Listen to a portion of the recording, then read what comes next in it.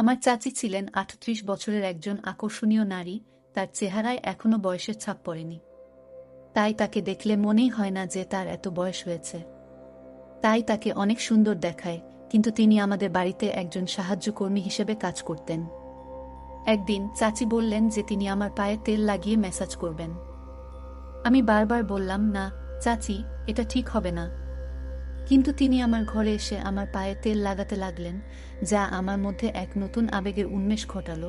আমি তার চোখের দিকে তাকালাম এবং দেখলাম তার চোখে একটি অদ্ভুত আকাঙ্ক্ষা, যা আমি আগে কখনো দেখিনি। তারপর হঠাৎ করে তিনি আমার আবেগকে আর নিয়ন্ত্রণ করতে পারলেন না এবং সারা রাত।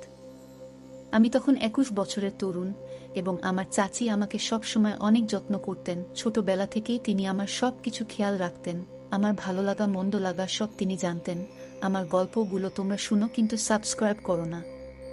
দয়া করে গল্পগুলো ভালো লাগলে ভিডিওটি লাইক, শেয়ার এবং চ্যানেলটি সাবস্ক্রাইব করো প্লিজ। আমি কখনো ভাবিনি যে আমি আমার শৈশবে যেভাবে এত যত্ন পেতাম, সেই একই দৃষ্টিকোণ থেকে আমি আবার এমন কিছু অভিজ্ঞতা পাব। আমার মা বাবা ২ মাসের জন্য মালয়েশিয়া যাচ্ছিলেন এবং এই সময়ে মা বাড়ির দায়িত্ব আমার চাচিকে দিয়ে গেলেন। পরের দিন সকাল ১:০০টায়, যখন আমার মা এবং বাবা মালয়েশিয়া যাচ্ছিলেন, তখন পুরো বাড়ির দেখাশোনা করার দায়িত্ব আমার চাচির উপর এসে পড়ল। আমার চাচি সব জানতেন এই বাড়ির বিষয়ে। কোথায় কি রাখা আছে, কখন আমার খাবার লাগবে, যখন যা লাগতো চাচি আমাকে সাহায্য করত। তাই মা বাবা চলে যাবার পর তেমন অসুবিধা হয়নি চাচির।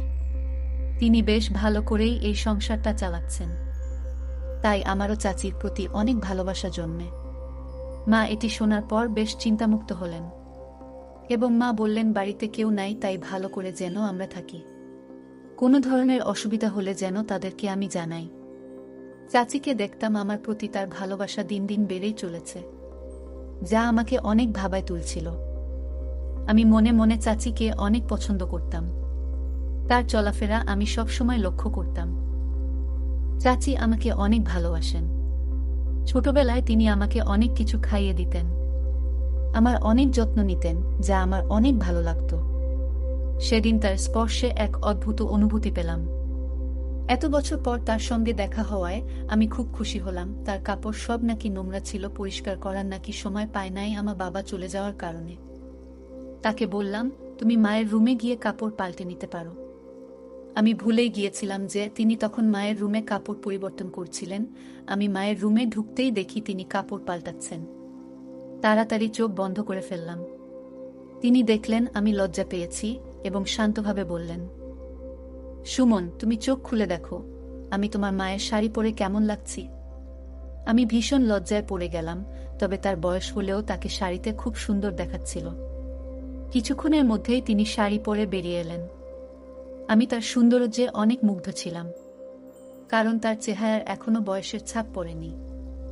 তাই তাকে এত বয়সেও অনেক সুন্দর দেখাচ্ছিল। শাড়ি পরে তাকে খুব সুন্দর লাগছিল।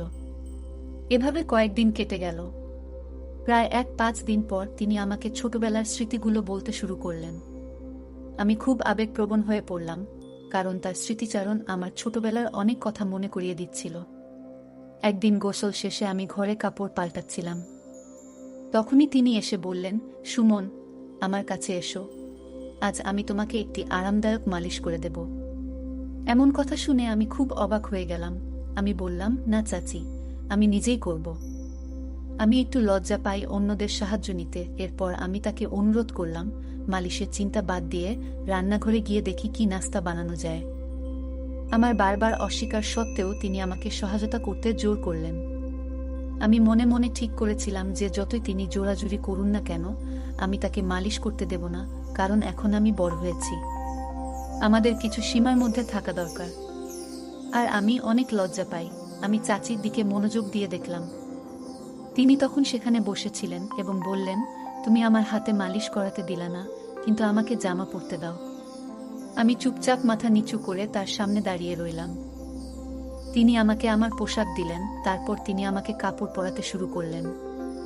সেই সময়ে আমার চাচিকে দেখে আমার মনে অনেক রকম চিন্তা আসতে লাগল। কিন্তু চাচি আমার পরিবারের একজন সদস্যের মতো, তাই আমি তাকে নিয়ে কোনো খারাপ চিন্তা করতে পারিনি। একদিন আমি চাচিকে বলেছিলাম যে তিনি যেন এই বাড়িটিকে তার নিজের মনে করে।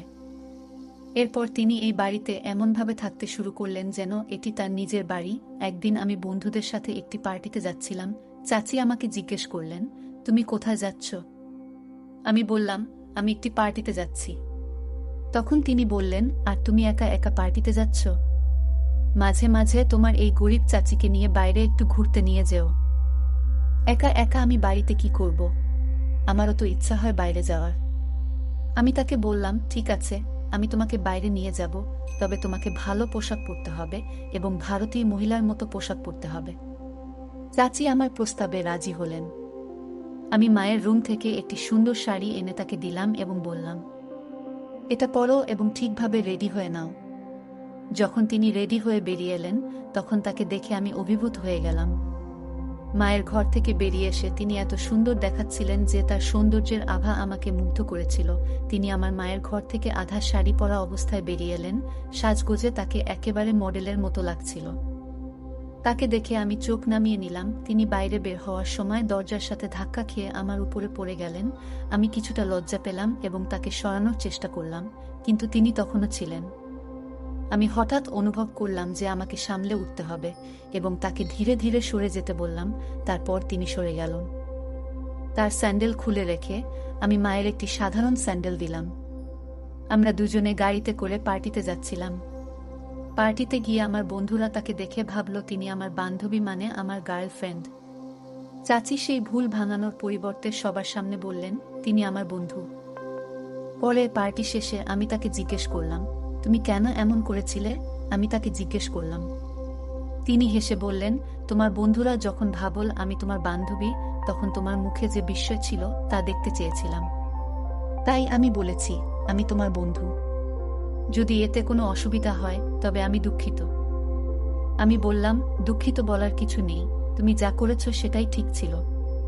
তিনি বললেন, আমি তোমাকে ছোটবেলা থেকেই চিনি, তাই তোমার চিন্তাগুলো বুঝতে পারি। আমি মুচকি হাসলাম।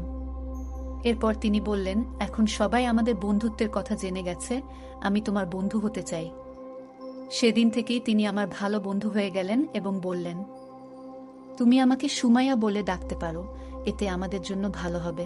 তিনি একজন মহিলা, তাই প্রথমে তাকে সুমাইয়া বলে ডাকতে কিছুটা লজ্জা পেলাম। তবে তার নাম বলার পর তিনি খুব এক অদ্ভুত প্রতিক্রিয়া দিলেন, যেন লজ্জা বোধ করছিলেন। পরে আমরা ক্লান্ত হয়ে ঘরে ফিরে গেলাম। পরের দিন সকালে আমি কলেজে যাওয়ার আগে কোনো শার্ট পরব তা নিয়ে বিভ্রান্ত ছিলাম। যখন মাকে ফোনে দিতে যাচ্ছিলাম, তখন সুমাইয়া চাচি আমার ঘরে এসে বললেন, কোনো শার্ট পরতে হবে তা নিয়ে চিন্তা করছো? তিনি বললেন, তোমার চাচি যখন বাসায় আছে তাহলে তোমার পছন্দের ব্যাপারে আমাকে জিজ্ঞেস করতে পারো, আমার রুচি খারাপ নয়। এরপর তিনি আমার পছন্দের একটি শার্ট দিলেন এবং আমি তা পরে কলেজে রওনা দিলাম।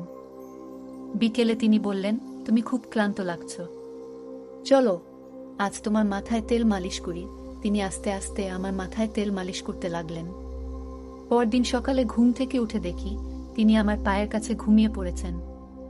আমি আতঙ্কিত হয়ে বললাম, আপনি এখানে কেন? তিনি বললেন, আমি শুধু তোমার কাঁধে হাত দিয়েছি, তাতেই তুমি ঘুমিয়ে পড়েছ। তোমার মা কি কখনো তোমাকে মাসাজ করেনি? আমি বললাম, আমার মা আমার খুব যত্ন নেন, তাই এটি নতুন কিছু নয়। সুমাইয়া চাচি মাথা নেড়ে বাইরে চলে গেলেন। কয়েকদিন পর বাবা মা বাসায় চলে আসলো। পরে আমি যখন নাস্তার টেবিলে এলাম, আমি বুঝতে পারছিলাম না কেন বাবা এত মনোযোগ দিয়ে তাকিয়েছিলেন। রাতের খাবারের পর সুমাইয়া চাচি রান্নাঘর পরিষ্কার করছিলেন এবং পরে নিজের ঘরে চলে গেলেন। আমি সেদিন রাতেই তার রুমে গিয়ে উপস্থিত হলাম। তিনি আমাকে দেখে চমকে গেলেন এবং জিজ্ঞেস করলেন, কোনো কাজ আছে? আমি বললাম, না, কোনো কাজ নেই।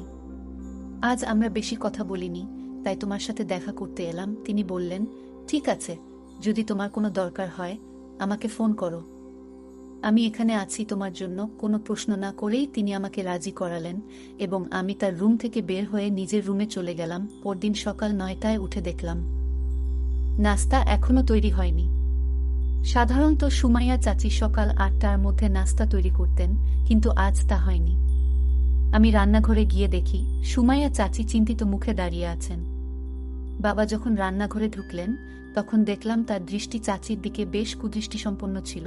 আমি বুঝতে পারলাম চাচি শুধু আমার চাচি নয়, এখন আমাদের মধ্যে বন্ধুত্ব গড়ে উঠেছে।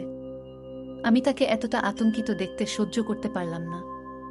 রাতে আমি চাচিকে দেখতে আবার তার রুমে গেলাম এবং সেখানে দেখতে পেলাম বাবা তার রুমে অনেক টাকা রেখে গেছেন। আমার মনে হলো বাবা হয়তো চাচির সাথে কিছু ভুল করেছেন। ওরা হঠাৎ এত টাকা কেন দিচ্ছে, এই প্রশ্নটাই তখন আমার মাথায় ঘুরছিল। তিনি ঠিক করলেন যতক্ষণ না সুমনের সাথে দেখা হচ্ছে ততক্ষণ এই বাড়ি ছাড়ব না।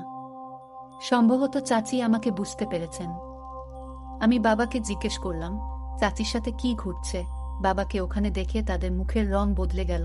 আমার বাবা মা আমাকে আমার রুমে যেতে বললেন, কিন্তু আমি বললাম আমি এখান থেকে কোথাও যাব না, আমি জানতে চাই আপনি সুমাইয়া চাচির সাথে কি করেছেন। তখন চাচি আমাকে জড়িয়ে ধরে কাঁদতে শুরু করলেন। তিনি বললেন, সুমন, আমি যখন থেকে এই বাড়িতে এসেছি তখন থেকেই তোমাকে সবকিছু বলতে চেয়েছিলাম, কিন্তু সাহস পাইনি। আমি তাকে সান্ত্বনা দিলাম এবং বললাম, তুমি যা বলেছ তা সত্যি ছিল, তাই কোনো দোষ নেই। চাচি আমাকে আবারও জড়িয়ে ধরে কাঁদলেন আর আমি তাকে সান্ত্বনা দিলাম। যা আমার বাবা মা দেখলেন। মা বাবাকে নিয়ে চাচি বললেন, যদি কোনো গরিব মহিলার সাথে খারাপ কিছু করেন তা আমি মেনে নেব না। তখন আমি চাচিকে বললাম, চুপ থাকাই ভালো হবে, এখন চুপ করে এখান থেকে চলে যান। হঠাৎ করে চাচি চিৎকার করে বললেন, আমি আর চুপ থাকতে পারবো না, আমি সুমনকে সব সত্যি বলবো। তিনি বললেন, তুমি জানো না যে তোমার আসল মা রুমি, যিনি কয়েক বছর আগে এই বাড়িতে কাজ করতে এসেছিলেন, দুটি যমজ সন্তানের জন্ম দিয়েছেন। তাদের মধ্যে একজনকে আমি পালন করছি। তুমি আমার চাচি হিসেবে মেনে নিতে চাইলে আমি তোমাকে সব বলবো। আমি হতবাক হয়ে বললাম, এরা আমার মা বাবা নয়, তুমি তাদের সত্যি বলবে? চাচি বললেন, আমি জানি তুমি আমাকে হারাতে চাও না, কারণ আমি তোমার ভালোবাসা ও যত্ন দিয়েছি।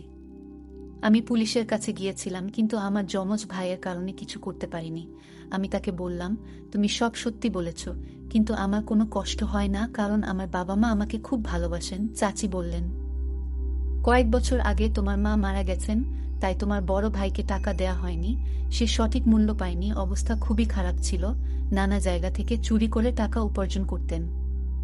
সেই সময়ে তিনি আমার বাবা মায়ের কাছ থেকেও কিছু টাকা চুরি করেছিলেন। তিনি একবার আমার বাবা মায়ের কাছে লক্ষ টাকা চেয়েছিলেন, কিন্তু বাবা মা এত বড় অঙ্কের টাকা দিতে অস্বীকার করেছিলেন। তখন তিনি কিছু টাকা দিয়ে আমাদের বাড়ি থেকে চলে যেতে বাধ্য হন।